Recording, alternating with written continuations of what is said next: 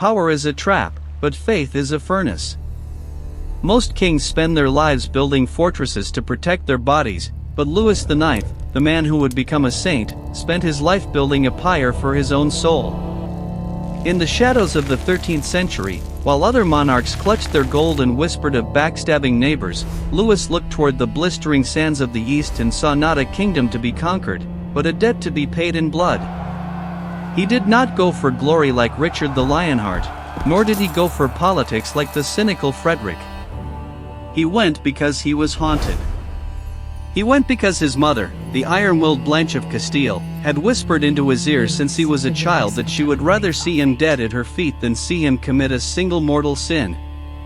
Imagine that weight, the weight of a crown forged in the fires of absolute morality, where every decision is a matter of heaven or hell.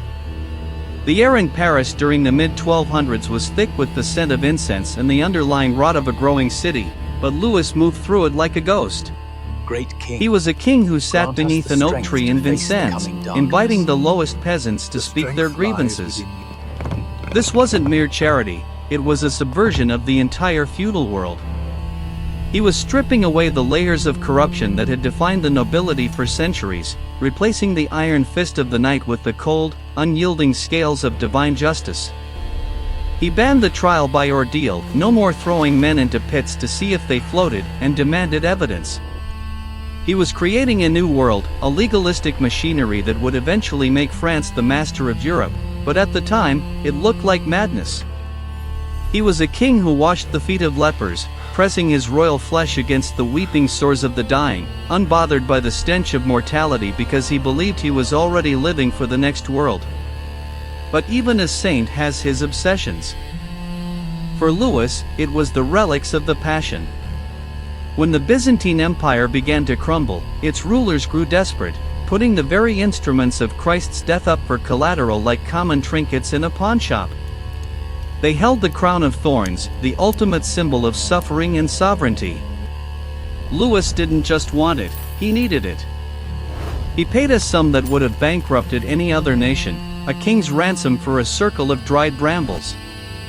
When the relic arrived in France, he didn't wait in his palace for a parade.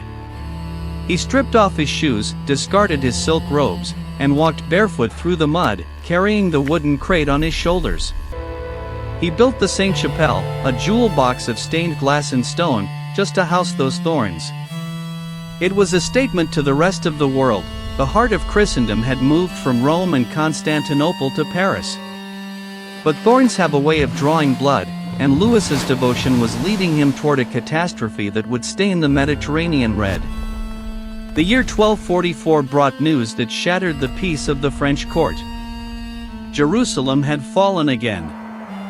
The holy city was being trampled by Khwarezmian clans, and the Christian presence in the Levant was screaming for a savior.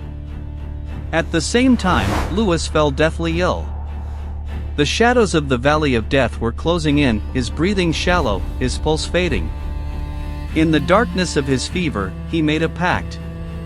He told the silent air that if he survived, if God granted him the strength to stand once more, he would take the cross. He would lead an army into the heart of the enemy. When he awoke, the fever broken, he didn't hesitate. He didn't call for a council of war or wait for the Pope to beg him for help. He simply began to gather his knights. He wasn't looking for a strategic victory, he was looking for a martyrdom. He was a man who had survived death once, and he was no longer afraid to meet it again. The Seventh Crusade was not a disorganized rabble, it was the most professional, well-funded military expedition the world had ever seen. Louis didn't rely on the whims of other kings. He built a harbor at Aigues-Mortes, a massive stone gateway to the sea, and commissioned a fleet. He was heading for Egypt, the belly of the Islamic world's power. He believed that if he could cut the throat of the Ayyubid Sultanate in Cairo, Jerusalem would fall into his lap like a piece of overripe fruit. In 1249, the French fleet darkened the horizon off the coast of Damietta. As the ships hit the shallows, Louis didn't wait for his commanders to secure the beachhead. He leaped into the waist-deep water, shield in hand, sword unsheathed, charging toward the Saracen ranks. It was a moment of pure, terrifying conviction.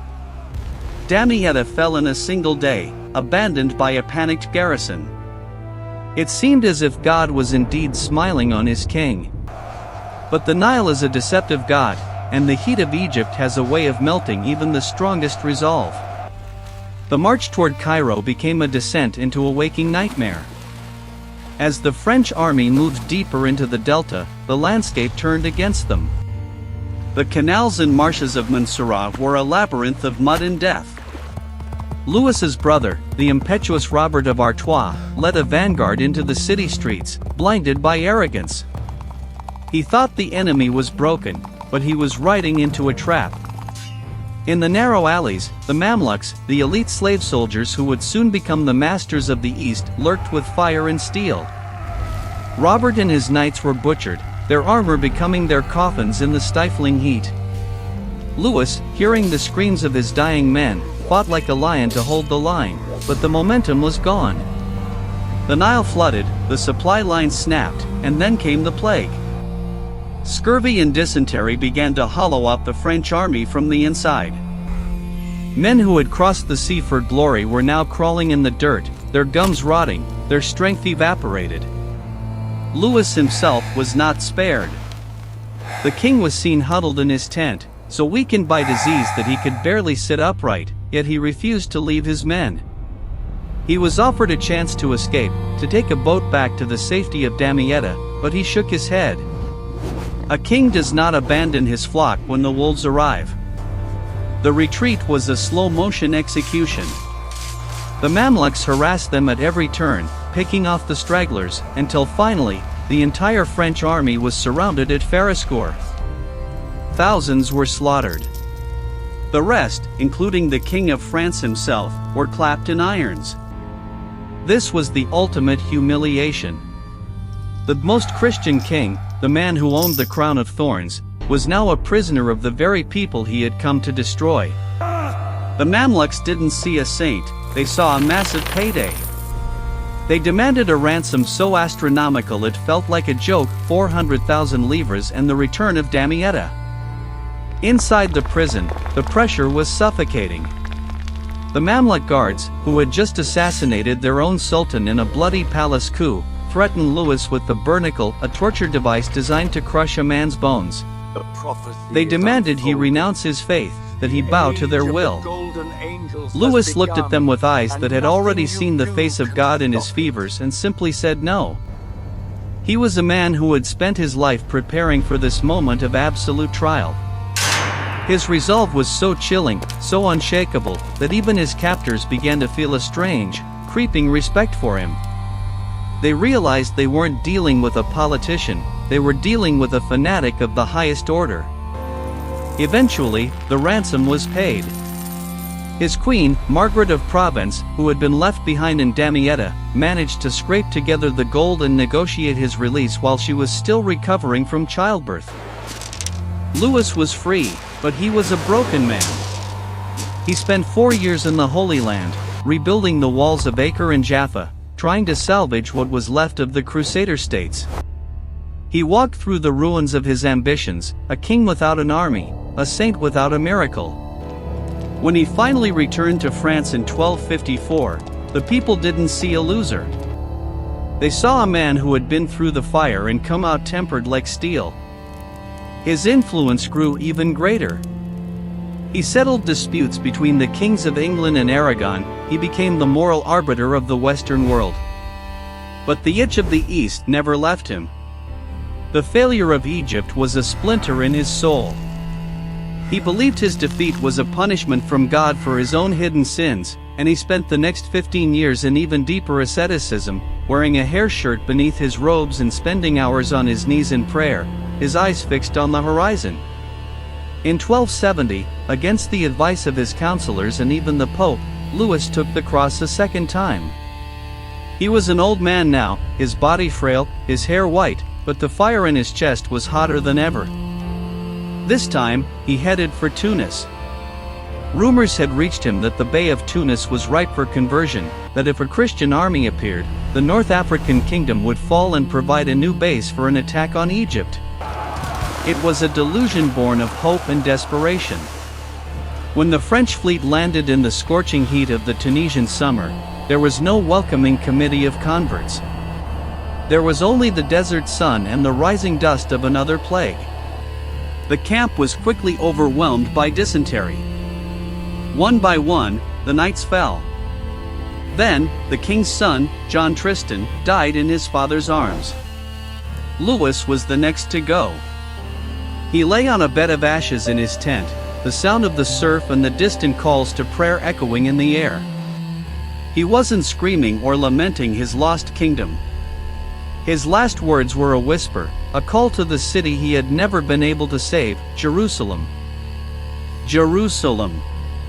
He died on August 25, 1270, far from the throne of France, a king who had lost 2 wars but won something far more enduring.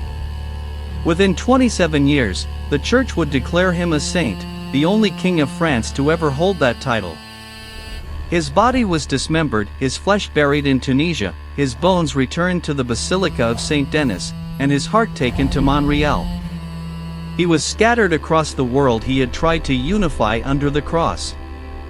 Critics will say he was a failure. They will point to the wasted lives and the emptied treasury, the blood soaked into the sands of Egypt and Tunisia for a cause that was already dying. They will say he was a man blinded by a myth. But to understand Louis is to understand that he wasn't playing the game of history, he was playing the game of eternity. He didn't care about the borders on a map, he cared about the state of a soul. He turned France into a beacon of law and culture that would last for centuries because he believed he was accountable to a power higher than any parliament. He was a dark thriller in human form, a man who walked into the abyss twice, not because he thought he could win, but because he thought it was the only way to be holy.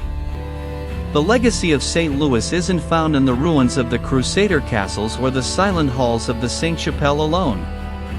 It's found in the terrifying realization that faith, when taken to its absolute limit, is more powerful than any army. It can drive a man to leave a life of luxury and die in a plague-ridden tent in a foreign land, smiling as the world fades away. He was a king who ruled with a cross in one hand and a sword in the other, and in the end, it was the cross that remained standing. He proved that a king's greatest conquest isn't the land he seizes, but the myth he leaves behind. To some, he is a hero, to others, a warning. But to the history of the world, he remains the king who wore thorns as a crown and found his throne in the dust.